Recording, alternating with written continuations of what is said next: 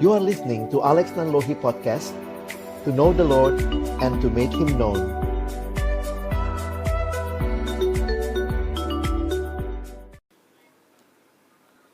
Mari kita berdoa sebelum membaca merenungkan firman-Nya.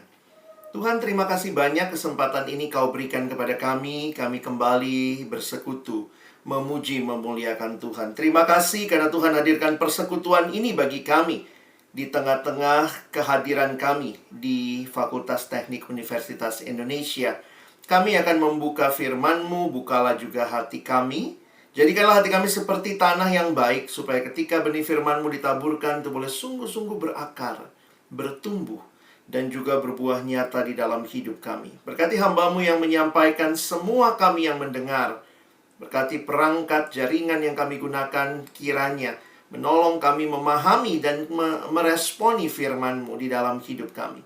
Kami bersyukur menyerahkan firman-Mu ketika diberitakan siang hari ini. Dalam nama Yesus kami berdoa.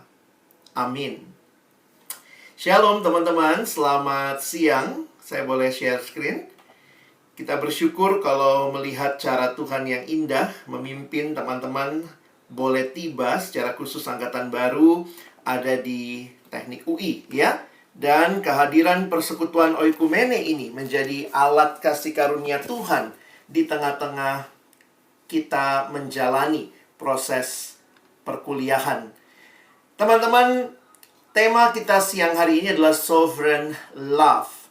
Waktu saya merenungkan dua istilah ini, seringkali tanpa sadar kalau kita mendengar istilah sovereign, kita bicara kedaulatan dan mungkin kita berpikir itu adalah hak kuasa penuh. Tapi kemudian di sisi lain banyak orang yang berpikir bahwa yang punya kedaulatan kuasa penuh itu adalah seorang yang sewenang-wenang. Tetapi hari ini kita melihat bahwa ketika kita berbicara sovereign, dia berdaulat, dia juga adalah kasih adanya. Dan itulah yang akan kita lihat di dalam pribadi Allah yang kita sembah. Allah yang berdaulat, tetapi dia bukan Allah yang sewenang-wenang, tetapi dia Allah yang berdaulat di dalam kasih bagi kita anak-anaknya. Situasi belajar dalam situasi COVID ini memang pasti nggak mudah ya. Buat teman-teman sekalian, harus akhirnya belajar online begitu ya. Dan juga mungkin buat yang dosen-dosen kalian ya yang harus bekerja dari rumah begitu ya. Orang tua juga ada yang work from home. Awalnya ini kan cuma masalah kesehatan, tapi lihatlah udah menjadi masalah baik di dalam pendidikan, di dalam sosial, ekonomi, bahkan juga masalah rohani ya, karena ibadah pun kita lakukan secara online.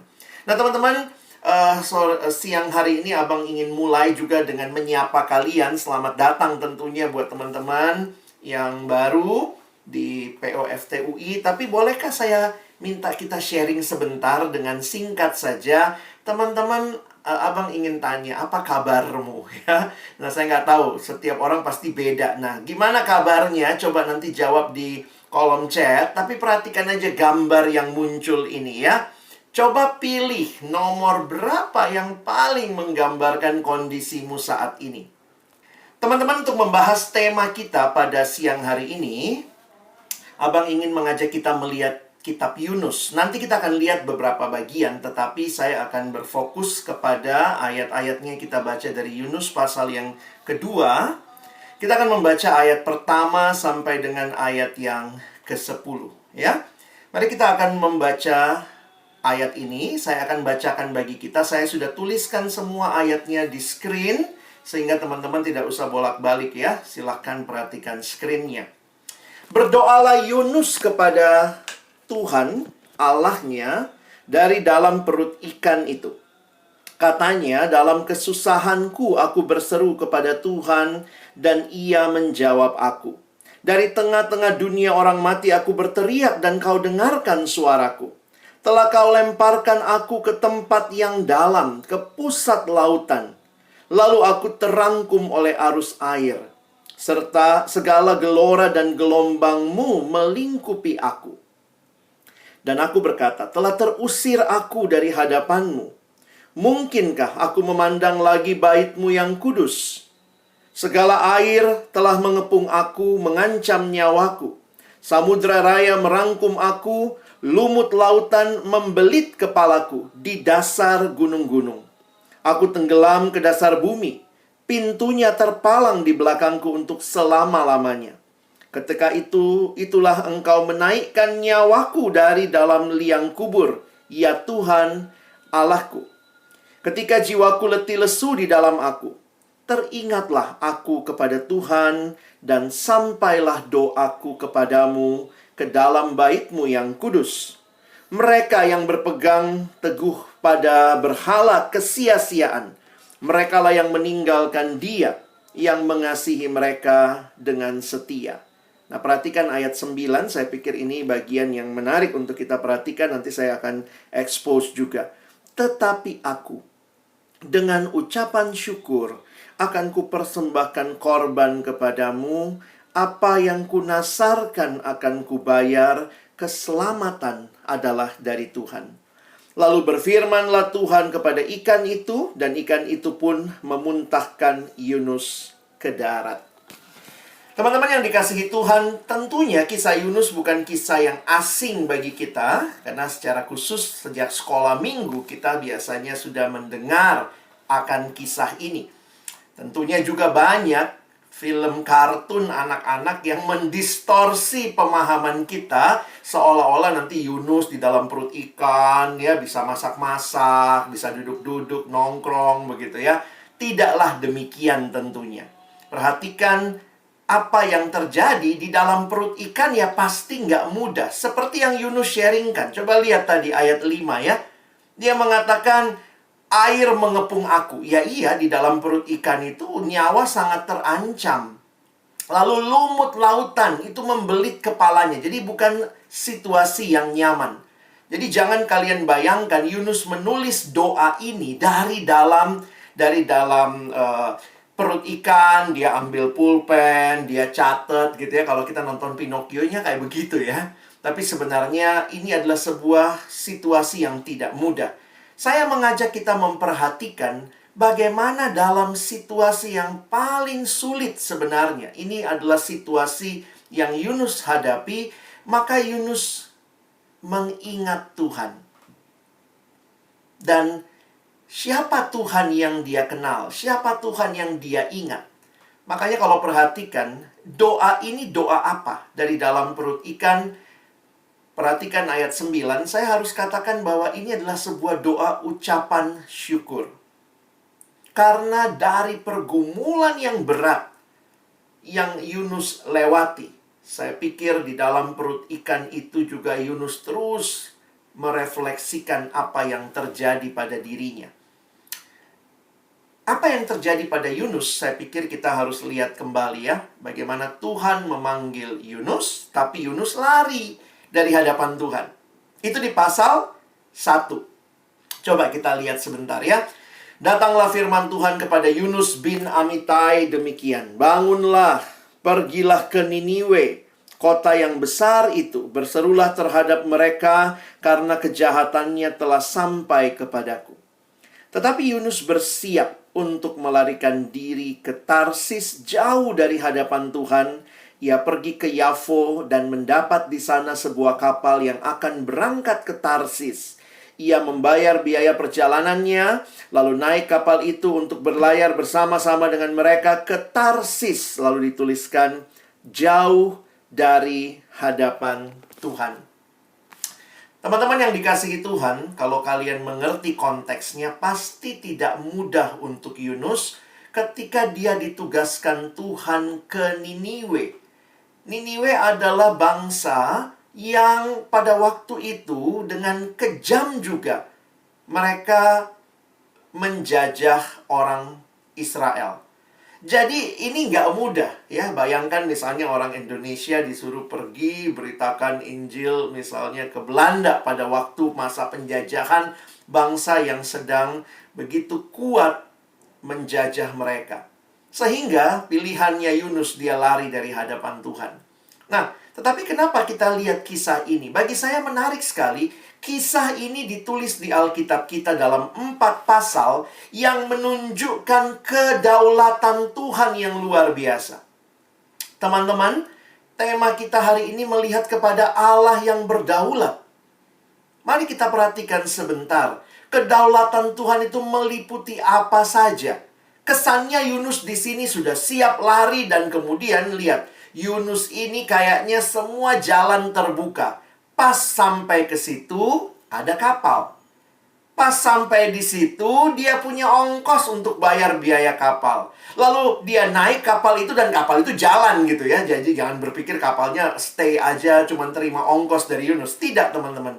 Tetapi ketika kita membaca kisah ini dari perspektif yang lain, mungkin kamu bisa lihat ini semua rencananya Yunus berhasil.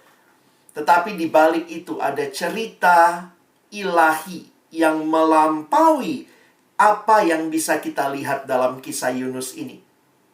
Yunus yang nampaknya begitu terbuka kesempatan, seolah-olah lupa kepada Allah yang berdaulat. Allah berdaulat terlihat jelas mulai dari pasal 1 sampai pasal 4. Teman-teman nanti perhatikan ya. Mungkin abang cuma berikan beberapa hints di sini. Kalian nanti baca lagi, kalian lihat lagi ya. Nah, coba lihat. Allah berdaulat atas apa? Yang pertama, nah, menarik sekali cara penulisannya. Tetapi Tuhan menurunkan angin ribut ke laut. Wah, mungkin kalau kalian anak teknik, anak fisika, jelasinnya bagaimana? Angin ribut karena ada perbedaan tekanan udara rendah dengan tekanan udara tinggi, lalu begitu luar biasa lalu terjadi. Tapi di sini dikatakan Tuhan yang menurunkan angin ribut ke laut. Terjadilah badai besar sehingga kapal itu hampir-hampir terpukul, hancur. Nanti kalian lihat lagi ketika sudah terjadi semua itu, Tuhan bukan hanya berkuasa atas angin, atas alam. Perhatikan ayat 17. Maka atas penentuan Tuhan datanglah seekor ikan besar yang menelan Yunus. Jadi ini bukan hanya soal persoalan ikan besarnya lagi lapar ya. Tetapi di balik mungkin memang lagi lapar, dia buka mulut masuk deh Yunus ya. Tetapi perhatikan di balik kisah ini ada tangan Allah yang bekerja. Saya tidak tahu bagaimana kalian menghayati kalian sampai ke teknik UI. Lulus SIMAK, lulus jalur undangan, SBMPTN. Wah, kenapa kalian sampai di sini? Ceritamu bisa macam-macam. Oh, Tuhan buka jalan, papa mama punya ongkos gitu ya. But still, God is in control. Baik kita sadar ataupun kita tidak sadar bahwa kisah kita sedang berada di dalam kisah yang lebih besar, yaitu kisahnya Allah. Karena itu kalau kalian perhatikan, di dalam situasi sulit ini, Yunus ingat Tuhan. Nah, disinilah kita lihat tadi yang kita baca ya. Dan perhatikan kalau kalian lihat kalimat-kalimat Yunus, sebenarnya kalimat yang mau mengatakan apa? Aku ini nggak ada apa-apanya Tuhan. Engkaulah segalanya. Yunus mengakui Allah itu berdaulat. Kadang-kadang kita sulit percaya itu ya. Apalagi kalau kita rasa saya cukup bisa, saya mampu, saya sanggup. Sehingga akhirnya berulang kali saya pikir kegagalan manusia adalah merasa dirinya segala-galanya. Di dalam situasi, ini situasi kematian sebenarnya ya, atau menghadapi kematian. Lihat isi doanya. Dalam kesusahanku aku berseru kepada Tuhan.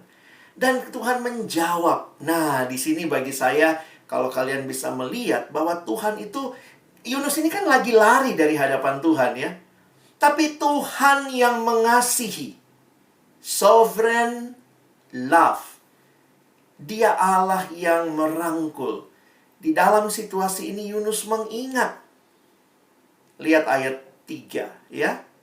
Telah kau lemparkan aku ke tempat yang dalam. Ngaku juga dia ya. Bahwa ya Tuhan yang membuat ini semua begitu ya. Tuhan yang bekerja di dalam segala situasi. Bukan cuma ikan lagi lapar, bukan cuma angin lagi kebetulan terjadi badai. Lalu aku terangkum oleh arus air, segala gelora dan gelombangmu melingkupi aku. Aku berkata, telah terusir aku dari hadapan matamu. Mungkinkah aku memandang lagi bait-Mu yang kudus? Bait Allah yang kudus memang nggak ada di dalam lautan ya. Jadi ini seperti, Tuhan masih kau berikan aku kesempatan hidupkah? Lalu kemudian ini, nah tadi ya, kalau kalian suka membayangkan Yunus dalam perut itu kayaknya enak, bisa masak, kalau ada handphone dia teleponan gitu ya. Maka lihat ini, situasi air mengepung aku, mengancam nyawaku, lumut lautan membelit kepalaku. Karena ikan itu kan nggak ngefilter yang dia makan ya. Lalu kemudian dia katakan, terpalang, pintu terpalang di belakangku untuk selama-lamanya. Kayak nggak ada lagi. Ketika itulah engkau naikkan nyawaku dari dalam liang kubur, ya Tuhan Allahku. Ketika jiwaku letih lesu di dalam aku, teringatlah aku kepada Tuhan, dan sampailah doaku kepadamu ke dalam bait-Mu yang kudus. Teman-teman, Allah adalah Allah yang kasih adanya. Dan saya pikir, kalau kita lihat apa yang terjadi kepada Yunus, kalau Tuhan kita adalah Tuhan yang hanya menghukum tanpa mengasihi, saya pikir sudah hancur Yunus ya. Perhatikan ayat 8. Dia yang mengasihi mereka dengan setia. Tapi perhatikan ayat 8-nya. Mereka yang berpegang teguh pada berhala kesia-siaan, merekalah yang meninggalkan Dia yang mengasihi mereka dengan setia. Yunus menyadari bahwa Allah sebenarnya begitu setia mengasihi, kita ini yang kemudian cari Allah lain. Allah lain namanya berhala. Di ayat 9 Yunus mengakui, aku dengan ucapan syukur akan kupersembahkan korban kepadamu. Apa yang kunasarkan akan kubayar. Lalu dia memberikan kalimat yang saya pikir juga sepanjang sejarah banyak dikutip bahkan di Perjanjian Baru. Keselamatan adalah dari Tuhan. Salvation belongs to the Lord. Teman-teman, peristiwa yang dialami Yunus, sebuah peristiwa mengancam nyawanya, tetapi Tuhan menyelamatkan. Saya pikir jauh-jauh lebih luar biasa ketika Perjanjian Baru kita melihat bahwa ancaman yang paling mengerikan bagi manusia adalah ancaman binasa karena dosa. Nanti dalam pipa selanjutnya kalian akan belajar melihat. Tapi abang ingin kita melihat bahwa kasih Allah itu bukan hanya bagi Yunus, melampaui itu. Perjanjian Baru, Yesus berkata, Yohanes 3:16, karena begitu besar kasih Allah akan dunia ini, sehingga Ia telah mengaruniakan anaknya yang tunggal, supaya setiap orang yang percaya kepadanya tidak binasa, melainkan beroleh hidup yang kekal. Allah yang kasih-Nya luar biasa bukan merancangkan kebinasaan. Tapi ketika itulah kita melihat kehadiran Yesus melalui kematian-Nya di kayu salib, supaya kita tidak binasa, tapi beroleh hidup yang kekal. Betapa luar biasanya ini kasih yang boleh dikatakan maksimal untuk mengasihi engkau dan saya. Tuhan kasih anaknya. Tuhan berikan nyawa anaknya bagi kita. Salib menunjukkan betapa seriusnya dosa kita. Namun salib juga menunjukkan kasih Allah yang tidak terukur. Kalau kalian perhatikan, salib merupakan satu-satunya jalan keselamatan. Dan salib memberikan tujuan baru bagi kehidupan. Di Perjanjian Lama, Yunus bahkan sudah bilang, keselamatan itu dari Tuhan. Salvation belongs to the Lord. Selanjutnya apa yang terjadi? Masih kalau kalian lihat ceritanya ya, kelihatanlah kedaulatan Allah. God is sovereign. Atas angin, atas ikan gitu ya. Lalu kemudian Tuhan berfirman kepada ikan itu, dan ikan itu pun memuntahkan Yunus ke darat. Jadi ikannya bukan lagi mual, teman-teman ya. Jadi kalau lihat ini ya, satu sisi cerita kita selalu dua sisi lah. Coba lihat ya sisinya Allah seperti apa begitu. Allah berdaulat. Sehingga di pasal 3, kalau kita lihat ya, Yunus itu kan lari dari Tuhan. Tapi Tuhan kasih second chance. Datanglah firman Tuhan kepada Yunus untuk kedua kalinya demikian. Bangunlah. Pergilah ke Niniwe, kota yang besar itu, dan sampaikanlah kepadanya seruan yang kufirmankan kepadamu. Kasih Allah itu tidak berhenti harusnya pada Yunus. Bukankah Allah memanggil Yunus untuk menyampaikan kasih-Nya juga kepada bangsa Niniwe? Karena itu setelah Tuhan menyelamatkan Yunus, misi Allah, misi untuk menyampaikan kasih itu tetap Tuhan berikan. Bangunlah. Orang Korea bilang apa? Irona, ya. Bangunlah, pergilah ke Niniwe. Wah, jadi Yunus sudah dibaharui ya. Nah, Yunus masuk Niniwe, teman-teman, ayat 3 ya. Pasal 3 ayat 3. Bersiaplah Yunus, lalu pergi ke Niniwe sesuai dengan firman Allah. Dikasih keterangan loh. Niniwe adalah sebuah kota yang mengagumkan besarnya, 3 hari perjalanan luasnya. Jadi ini ya cukup luas ya, 3 hari perjalanan luasnya. Bayangkan Yunus baru masuk 1 hari perjalanan. Ini kalau kita lihat ya, kotanya kan 3 hari perjalanan luasnya. Tapi lihat ayat 4. Mulailah Yunus masuk ke dalam kota itu, sehari perjalanan jauhnya. Jadi baru sehari perjalanan. Lalu berseru, 40 hari lagi maka Niniwe akan ditunggang balikan.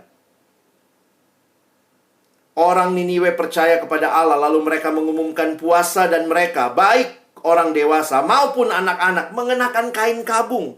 Setelah sampai kabar itu kepada raja kota Niniwe, turunlah ia dari singgasananya. Ditanggalkannya jubahnya, diselubungkannya kain kabung, lalu duduklah ia di abu. Wow, ini penginjil sukses teman-teman ya. Baru sehari perjalanan, udah pada bertaubat sampai rajanya. Dan Allah akhirnya di ayat yang ke-10 ditulis, ketika Allah melihat perbuatan mereka itu, yakni bagaimana mereka berbalik dari tingkah lakunya yang jahat, maka menyesallah Allah karena malapetaka yang telah dirancangkannya terhadap mereka, dan ia pun tidak jadi melakukannya.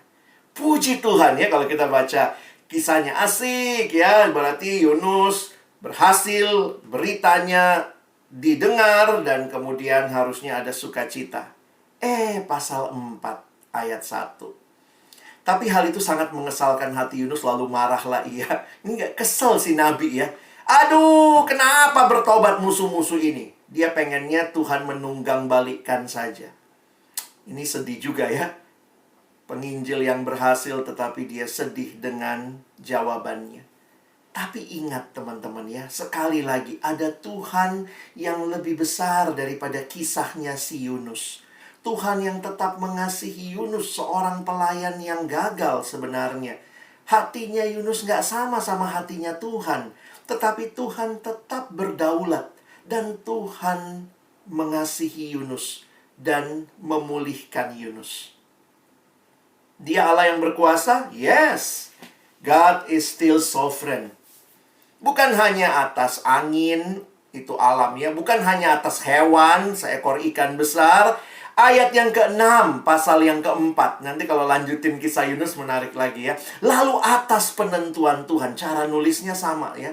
Lalu atas penentuan Tuhan Allah, tumbuhlah sebatang pohon jarak melampaui kepala Yunus untuk menaunginya, agar ia terhibur pada kekesalan hatinya. Padahal dia nunggu di situ, mau nunggu Tuhan menghukum ya. Yunus sangat bersukacita karena pohon jarak itu. Jadi Tuhan melaluinya bekerja ya. Jadi ini bukan pohon bertumbuh hanya karena fotosintesa ya. Ada reaksi-reaksi kimia yang terjadi. God is still in control.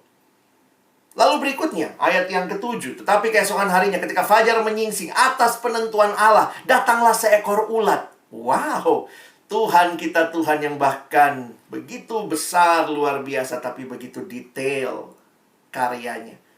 Seekor ulat yang menggerek pohon jarak itu sehingga layu.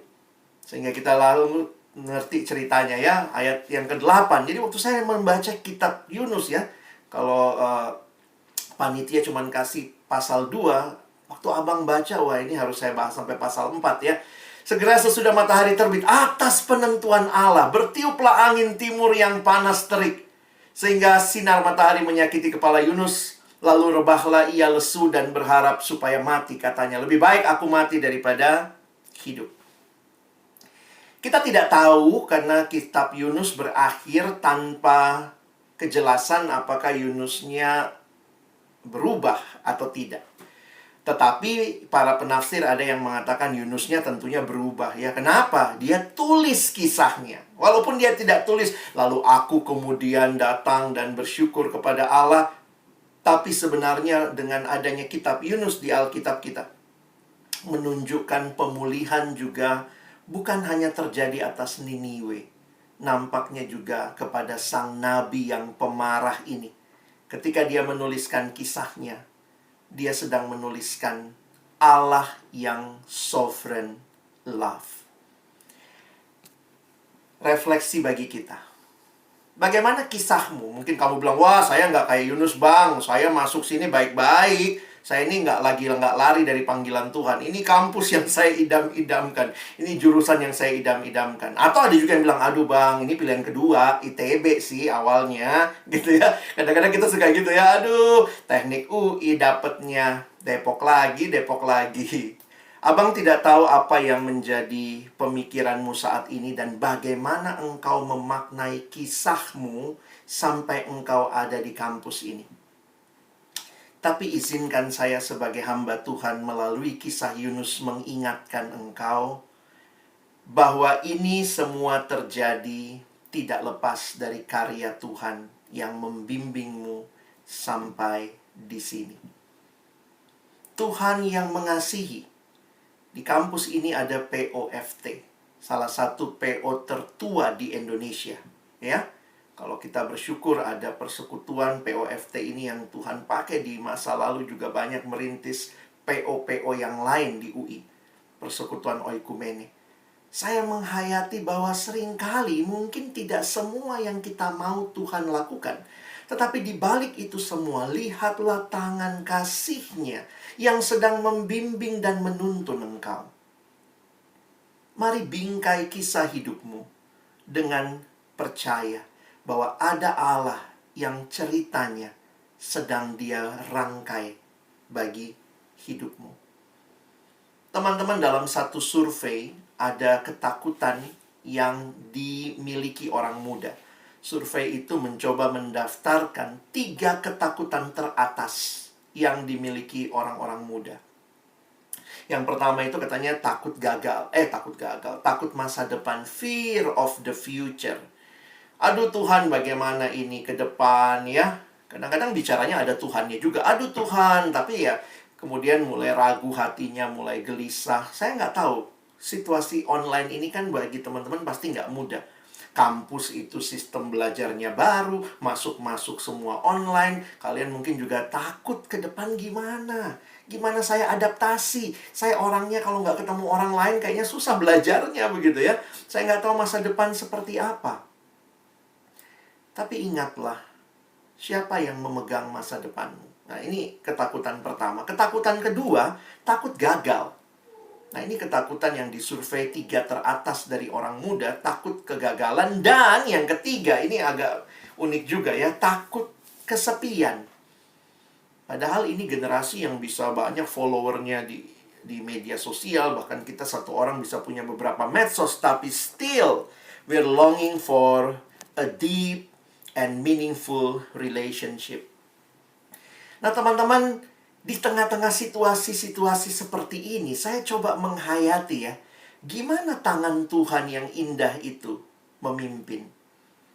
Ketika Tuhan hadirkan kamu di kampus UI, di fakultas teknik, ada PO, ada saudara seiman yang menolong kamu juga untuk menikmati kasih Allah, supaya kamu nggak kesepian, jangan merasa kamu sendiri. Ada abang kakak, cici koko yang bisa juga kalian tanyai, yang juga mengontak kalian dengan rutin, mendoakan kalian. Ini proyek iman ya, sebelum kalian masuk, mereka udah pada doa itu ya. Yang saya tahu ya, pengurus, panitia mabimnya sudah berdoa untuk anak-anak yang bahkan belum masuk begitu ya. Ini satu realita, kita percaya bahwa ada Allah yang bekerja di balik semua ini.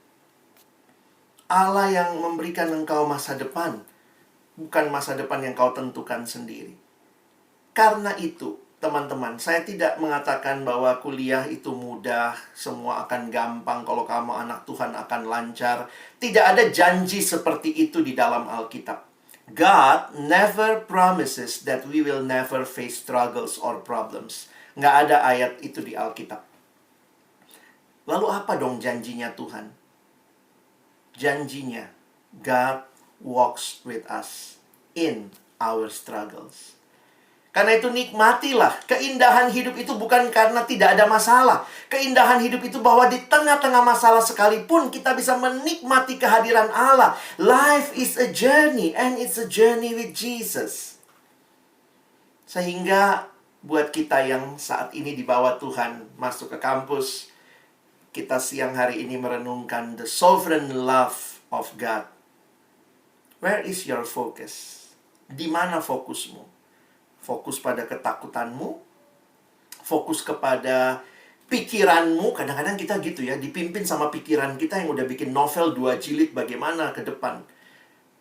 Saya harus ingatkan, jangan fokus kepada pikiranmu yang terbatas. Jangan fokus kepada perasaanmu yang bisa jadi hari ini up, besok down begitu ya. We need something more settled. Apa yang perlu menjadi fokus kita? Allah sendiri. Allah yang firman-Nya menuntun kita. Firman-Nya itu pelita bagi kaki kita, terang bagi jalan kita. Teman-teman, ke depan kita tidak tahu bagaimana melangkah di kampus ini, bagaimana melakukan ini dan itu. Pegang firman Tuhan.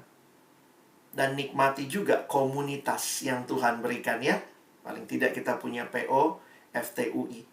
Ada kelompok-kelompok yang dibentuk juga supaya kalian bertumbuh, berfokus kepada Tuhan. Nikmati itu. Amsal 3 ayat 5 dan 6 berkata, percayalah kepada Tuhan dengan segenap hatimu. Dan janganlah bersandar kepada pengertianmu sendiri. Akuilah Dia dalam segala lakumu, maka Ia akan meluruskan jalanmu. Ini keyakinan kita. Pengharapan kita bukan dari dunia, bukan dari manusia, tapi dari Allah. Yesaya mengingatkan ya. Yesaya 2 ayat 22. Jangan berharap pada manusia, sebab ia tidak lebih daripada embusan nafas, dan sebagai apakah ia dapat dianggap. Percayalah kepada Tuhan. Dan kalau kamu takut akan masa depan, dengarlah janji Tuhan yang menutup khotbah siang hari ini. Amsal 23 ayat 17. Janganlah hatimu iri kepada orang-orang yang berdosa, tetapi takutlah akan Tuhan senantiasa. Karena masa depan sungguh ada, dan harapanmu tidak akan hilang. Teman-teman, takutlah akan Tuhan senantiasa. Karena Dia berdaulat, serahkan dirimu padanya. Karena Dia mengasihi, percayalah akan kasih-Nya. Dia menuntunmu menjalani hari-hari hidupmu ke depan. Welcome, selamat datang di POFTUI, dan percayalah, the sovereign love of God will be with you. Amin. Mari berdoa. Tuhan, terima kasih karena mengawali langkah-langkah kami ke depan. Firman-Mu meneguhkan kami. Bahkan dalam hidup Yunus, yang nampaknya begitu kacau karena dia lari dari Tuhan. Tapi kehadiran-Mu yang terus menjangkau anak-Mu, mengasihi dia. Kedaulatan Tuhan yang bekerja dalam situasi-situasi yang terlihat begitu natural, mengingatkan kami juga. Kami tidak sedang lari. Kami ada di kampus ini karena Tuhan sendiri yang membawa kami sampai sejauh ini. Tolong kami memandang kepadamu, berfokus kepadamu, menikmati Engkau, berjalan dalam tuntunan firman-Mu, menikmati kehadiran saudara-saudara seiman kami, agar kiranya hidup kami ke depan terus menjadi hidup yang dipimpin oleh Tuhan. Hamba menyerahkan adik-adikku ini secara khusus angkatan baru, agar kiranya sekali lagi mereka percaya bahwa masa depan mereka ada di dalam Tuhan. Kami bersyukur, berterima kasih. Tolong kami bukan cuma jadi pendengar firman, mampukan kami jadi pelaku-pelaku firman. Dalam nama Yesus kami berdoa. Amin.